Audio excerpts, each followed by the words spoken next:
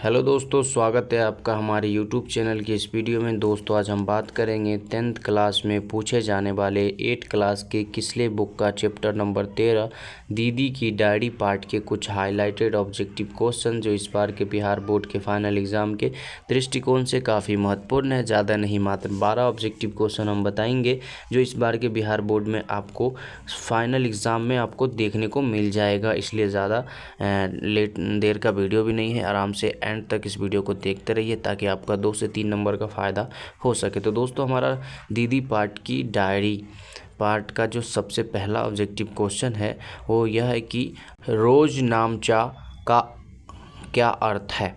ठीक है, रोज़ नामचा का क्या अर्थ है। इस क्वेश्चन का जो राइट आंसर होगा वो होगा आपका ऑप्शन नंबर सी, रोज़ किए जाने वाले क्रियाकलाप। ठीक है, रोज़ नामचा का अर्थ रोज़ किए जाने वाले क्रियाकलाप हैं। ठीक है, ऑप्शन नंबर सी जो है इस क्वेश्चन का राइट आंसर हो जाएगा। चलिए आगे बढ़ते हैं और अगला ऑब्जेक्टिव क्वेश्चन को देखते हैं। तो हमारा अगला ऑब्जेक्टिव क्वेश्चन कहता है किताबें पढ़ने का शौक़ है।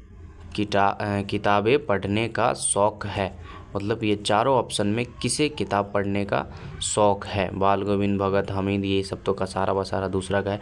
तो हमारा इस क्वेश्चन से रिलेटिव कौन है इसमें? संजू, ऑप्शन नंबर सी।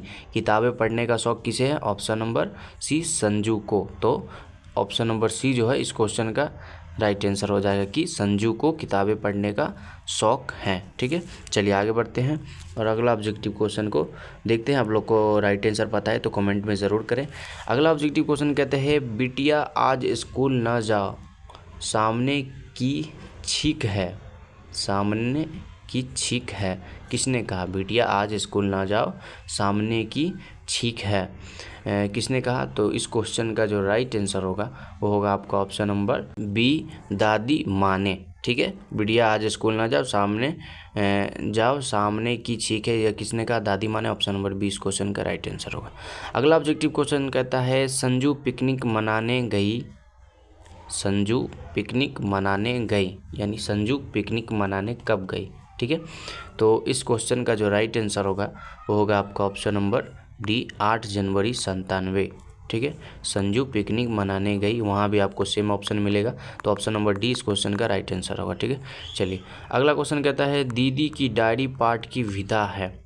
दीदी की डायरी पाठ की विधा है, तो इस क्वेश्चन का जो राइट आंसर होगा वो होगा आपका ऑप्शन नंबर बी, डायरी। ठीक है, दीदी की डायरी पाठ की विधा है, क्या है? डायरी। ऑप्शन नंबर बी इस क्वेश्चन का राइट आंसर हो जाएगा। कोई भी कंफ्यूज नहीं होना है, ये डायरी पार्ट का है तो डायरी ही होगा। ठीक है, आप लोग इसको याद करके जाइएगा। 3 से 4 नंबर आप लोगों को पूछा जाएगा, हमने बता दिया है पिछले वीडियो में, आप लोग जाकर देख लें। अगला ऑब्जेक्टिव क्वेश्चन कहता है डॉट डॉट वर्ष की है। ठीक है, डॉट डॉट वर्ष की है, इस क्वेश्चन का जो राइट आंसर होगा वो होगा आपका ऑप्शन नंबर सी, 8। ठीक है, 8 वर्ष की है। ठीक है, डॉट डॉट वर्ष की है मतलब सी, 8 वर्ष की है। कौन है आप लोग हमें कमेंट करके बताएं। क्या यह इस क्वेश्चन में संजू का डिस्कस हो रहा है क्या? ऑप्शन नंबर सी इस क्वेश्चन का राइट आंसर होगा। चलिए आगे कहते हैं संजू किस कक्षा में पढ़ती है। संजू किस कक्षा में पढ़ती है, इस क्वेश्चन का जो राइट आंसर होगा वो होगा आपका ऑप्शन नंबर सी, 8वीं कक्षा में। ठीक है, संजू किस कक्षा में पढ़ती है? ऑप्शन नंबर सी, 8वीं कक्षा में। 8वीं और संजू का एज भी लगभग 8 साल ही है। ठीक है, चलिए आगे बढ़ते हैं। अगला क्वेश्चन कहता है 4 जनवरी 1997 को संजू ने डायरी में किसके बारे में बताया। 4 जनवरी 1997 को संजू ने डायरी में किसके बारे में बताया? इस क्वेश्चन का जो राइट आंसर होगा वो होगा आपका ऑप्शन नंबर ए, जापानी लड़की तोतो जान के बारे में। यह क्वेश्चन काफ़ी भी आई है। ठीक है, ऑप्शन नंबर ए इस क्वेश्चन का राइट आंसर होगा। चलिए अगला क्वेश्चन कहता है संजू को डायरी लिखने की प्रेरणा किससे मिली। यह कई बार पूछा जा चुका है, मैंने सिर्फ एक ही बार बोला कि 2018 में, लेकिन ये अभी तक 2 से 3 बार आ गया है। ठीक है, तो आप लोग ध्यान देना। संजू की डायरी लिखने की प्रेरणा किससे मिली है, तो इस क्वेश्चन का जो राइट आंसर होगा वो होगा आपका option number A, Mahatma Gandhi से। ठीक है, महात्मा गांधी जी से संजू को डायरी लिखने की प्रेरणा मिली है। ऑप्शन नंबर ए इस क्वेश्चन का राइट आंसर होगा। अगला क्वेश्चन कहता है सत्य का प्रयोग किसकी कृति है। सत्य का प्रयोग किसकी कृति है। तो इस क्वेश्चन का जो राइट आंसर होगा वो होगा आपका option number B Mahatma Gandhi की। सत्य का प्रयोग किसकी कृति है, महात्मा गांधी जी की। ऑप्शन नंबर बी इस क्वेश्चन का राइट आंसर होगा। और यह भी क्वेश्चंस काफ़ी VBI है। ठीक है, लास्ट के मंथ में हम बताएंगे सबसे हाईलाइटेड ऑब्जेक्टिव क्वेश्चन। चैप्टर से 5 ऑब्जेक्टिव क्वेश्चन लेंगे और वहाँ से 3 से 4 आपको वहाँ मिल जाएगा। ठीक है, लगभग 2 तो कन्फर्म रहेगा।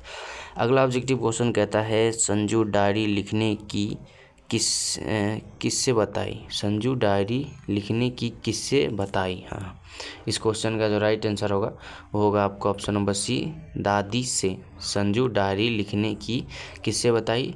ऑप्शन नंबर सी दादी से। ऑप्शन नंबर सी इस क्वेश्चन का राइट आंसर हो जाएगा। ठीक है, दादी से।